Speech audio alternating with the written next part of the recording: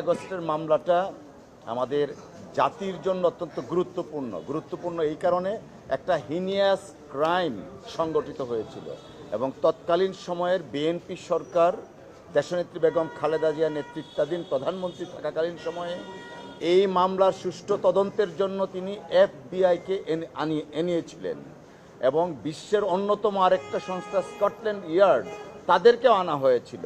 অর্থাৎ বিএনপির পক্ষ থেকে দেশনেত্রী বেগম খালেদা জিয়া প্রধানমন্ত্রী হিসাবে তার মন্ত্রী পরিষদ চেয়েছিল এই মামলার একটা সুষ্ঠু তদন্তে দৃষ্টান্তমূলক শাস্তি হওয়ার জন্য।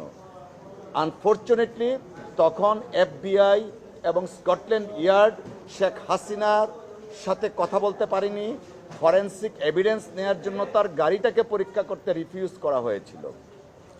অর্থাৎ প্রথম থেকেই শেখ হাসিনা ওয়াজেদ এই মামলাটা ভিন্ন খাতে প্রবাহিত করতে চেয়েছিলেন এবং তৎকালীন সময়ে কাদের সিদ্দিকের সংসদে কি বলেছিল এই মামলা সংক্রান্ত আপনারা সাংবাদিকরা জানেন।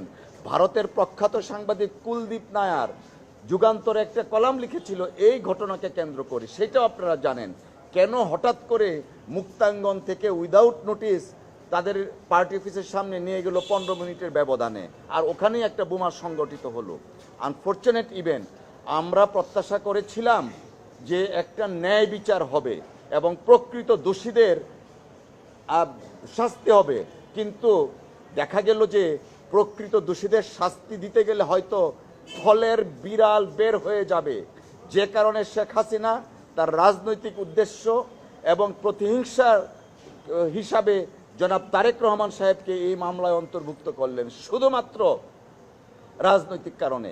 প্রকারান্তরে শেখ হাসিনা নিজেই চায়নি আইবি রহমান সহ 24 জনের বিচারটা হোক, যে কারণে তিনি রাজনৈতিক প্রলেপ দিলেন, দিয়ে আমাদের আইন শৃঙ্খলা রক্ষাকারী বাহিনী তথা যে সাংগঠনিক কাঠামো আছে সেই কাঠামোটা ভেঙে দিয়েছেন, যেটা আজকে শিশির মনির সাহেব তার সাবমিশনে বলেছেন।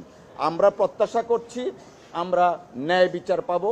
জনাব তারেক রহমান সাহেবকে এই মামলায় রাজনৈতিক উদ্দেশ্য প্রণোদিত হয়ে প্রতিহিংসা বশবর্তী হয়ে শেখ হাসিনার ইচ্ছায় এই মামলায় জড়িত করা হয়েছে।